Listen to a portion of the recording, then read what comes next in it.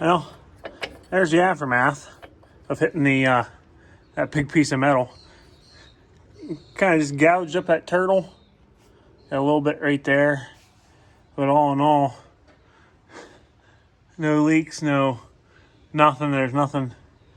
So we're going to change out this turtle's knives, that turtle's knives, this one's knives too, because it just destroyed them. And this one here ruined them too. It looks like the backside might be okay. We might just be able to flip it. Nope, that corner's bad. Well, let's get to it.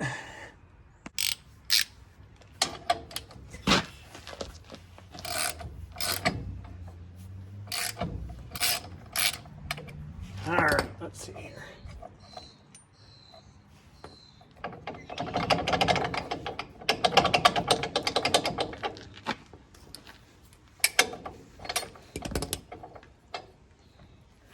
Be a little bare today. See if we can't fit that one down in there. There it goes. Pops right down out. There's the bottom. I'll go back up in.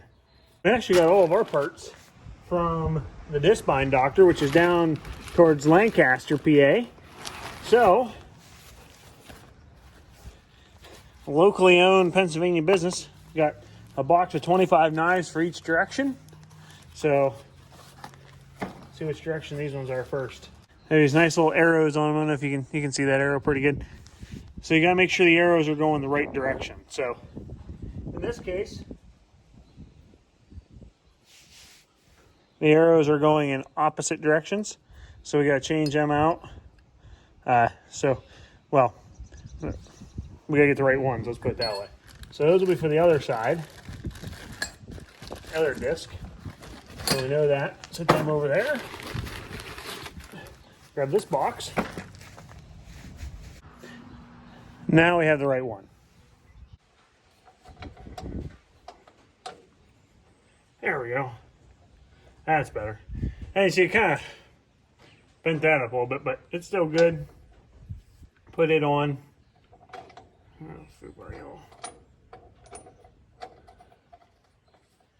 There we go. Now we'll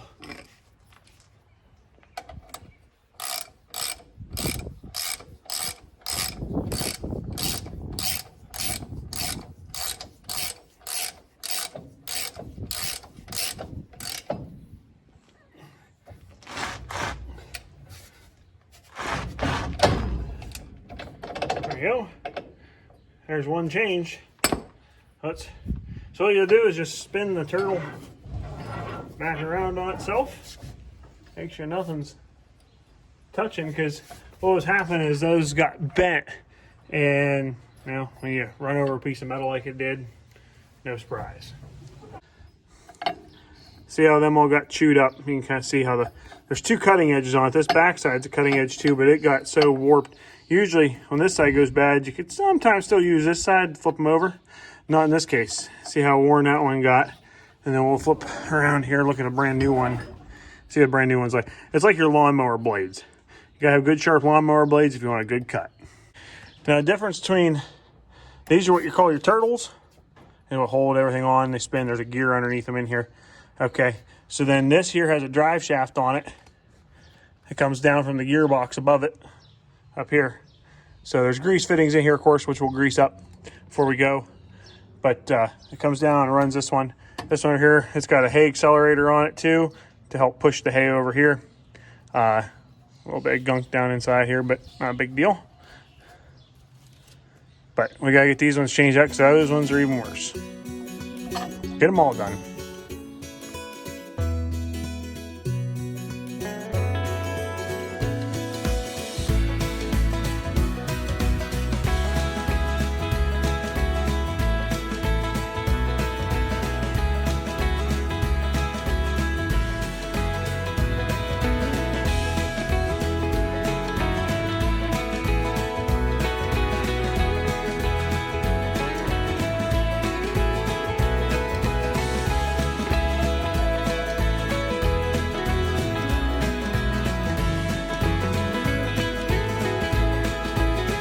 So we got this whole thing back together over here. All these pieces and parts. These are essentially like the nuts of the bolt that holds them on. So here's a new one. As you can see, look how nice and smooth that is. See how bad that's worn. I got them all back on. Didn't realize that had so much slop in some of these knives that there was too much slop this way. And it's come around almost cutting the cutter bar every time it come around. And I got to looking at them, and you can see how much play is in there. Now I don't know if it's probably just normal wear and tear, but how much, because the other side of the cutter bar down at the other end isn't as bad. I mean, there's a little bit of play, but there's not this much play. So I don't know if that came from when we hit that metal too, but we're changing them out. Luckily, had some. When we bought the mower, it came with a whole bunch of these new ones. Thank goodness, because I didn't order any because I knew we had some. I wish I would have ordered a bag of them too, but we didn't. But I think there's 3 or 4 that are bad, so we're gonna get them changed out. We'll keep these as heaven forbid spares, but you can see it's definitely, you can kind of tell on the bottom too. So, you know, lesson learned, something to look for next time. I mean, you can kind of see not that much wiggle room in there, just enough to let it turn around. We'll put this one up in there and you can see it. So big difference there. Something to watch for that we know now, but we'll know these ones down on this end of the cutter bar are new, of course. I just gotta get them to go in there. They're new and tight, and everything else don't have to suck up in there, but there it goes. Put the bolt guard on and put them down through. So you learn something new every day, and that's what we learned today. Changing these knives out, but hey, I'd rather change these now than have to change them out in the field. Get these tightened up. Okay. As you can see, there's still a little bit of wiggle in, which is good. You need that little bit of wiggle, but you didn't need, these are probably, it was probably double what that was. Right now we're working on opening up the field. We got 3 passes done. The first pass, I swing the mower out towards the edge, and then I flip around and come the other way. And you see it's out there to the left side of the tractor, which is a little different when you're used to always mowing off the right side. It takes a minute to get used to that hanging over there. But actually it's not too bad. We come down, square these corners real nice. Everything looks really, really nice. Up until last year, this used to be our biggest field yet. It's really nice, about 5 acres here. Yeah, up until last year when we picked up that big section over yonder, this is our biggest field, and now it's still a nice field. Got a lot of bird's foot trefoil in it, some other grasses, so it makes pretty decent stuff. This stuff here is a real odd, thick, low-growing grass. I'm not quite sure what it is, but it's really, really thick. Sometimes even bogs the mower down a little bit, tractor and mower down a little. Just go a little slower through that area, and then just a bunch of odd different grasses. And a little bit of soft brush. It's this field can lay wet. So, yeehaw.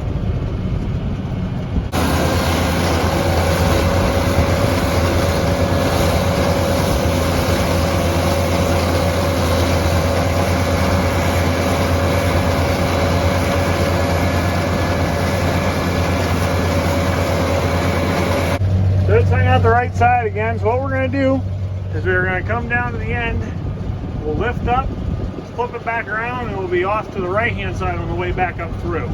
It's the real nice part about a center pivot is, there we go, get through that real thick spot of grass right there, real nice and thick. And now we're coming back up the other side. So, you can see we're putting her in a windrow back there, and everything is just working just dandy, let me tell you. This machine is saving us so much time. So much time.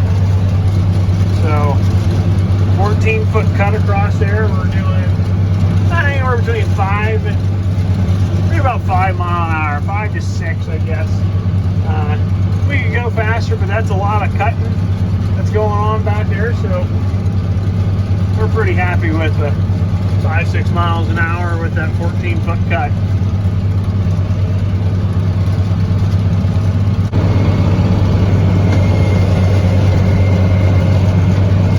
That right there is probably my favorite feature. Just being able to drop that mower and mow it. Ooh, little ditch right there. I'm gonna go back and get that little skip. Darn it, not gonna leave that skip in the field. But anyways, dropping that, and you'll see how we're coming down into that other windrow, and that mower will just pick it up, no problem. The hay bind there, we'd be doing about 1.5 miles an hour or so, and it'd be a pain in the butt, it wouldn't pick it up, yada yada yada. We'll kind of get you a drift, and then it's right back out behind us now. We're gonna go down and grab that stupid little skip that I got, because I refuse to leave. Actually, I refuse to leave skips. But man, my wife, woo-wee, man, will Becky kill me if I leave skips. We'll grab this little skip real quick here. Not this real big one, but we'll grab it and mow it over. And just like that, I hope it's not planning on raining. Man, it's clouded up to the north. But just like that, that 5 acres is done, mowed. Some of it thinner, some of it thicker. We'll take what we can get, we'll mow our way out. It took us under an hour to do it all, so, and I wasn't even going that fast. We're raking today. It's not something we've done much this year because now that we have the new mower, it puts it in a 14-foot swath, and we've just been going down through and baling it right up about 22 hours later. But this stuff got a little rain on it last night, probably about 2 hours after I cut it, give or take, on the end of the road here. So we're raking this stuff up. And we also have some other stuff that shouldn't have got wet because it was almost dry. It got wet. Bouncing through these couple little rough spots here. But there we go. So yeah, we're probably about a third done with this field here on the raking part, but let's keep on rolling.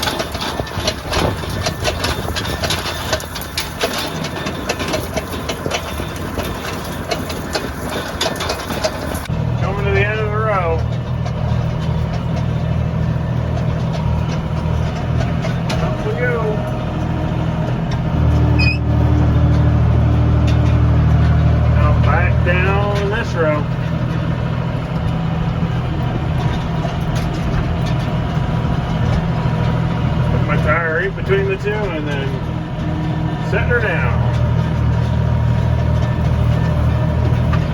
Ooh, a little bumpy.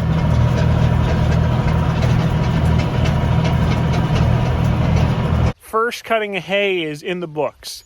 These are all of our wrap bales here. This is what is going to get us through the winter. So the wrap bales here, of course, you see some that are on their round side, some that are on their flat side. What we're doing here is we're going to do a major question and answer test here. Some people say when they're on their side, they get more water, and we don't think so. We're doing a side-by-side comparison. Also, those ones kind of rolled, so we just kept on rolling them and so on. But so anyways, here's all of our wrapped hay. There's 89 wrap bales currently. And you see our normal writing on them when they were baled. So thank goodness we're done with that.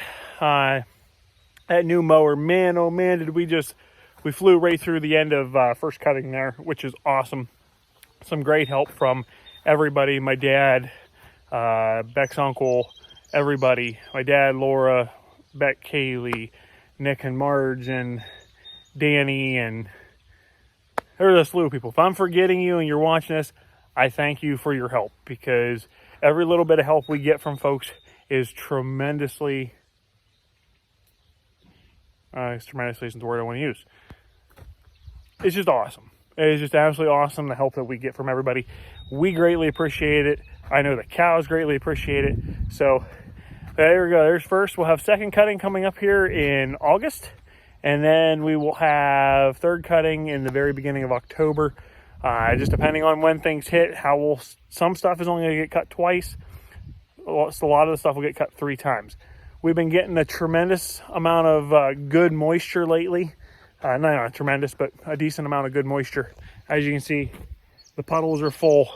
That's a great sign, because some of the stuff that we just made here last week is already up 4 or 5 inches. So we're doing good. The next cutting of hay is coming on great.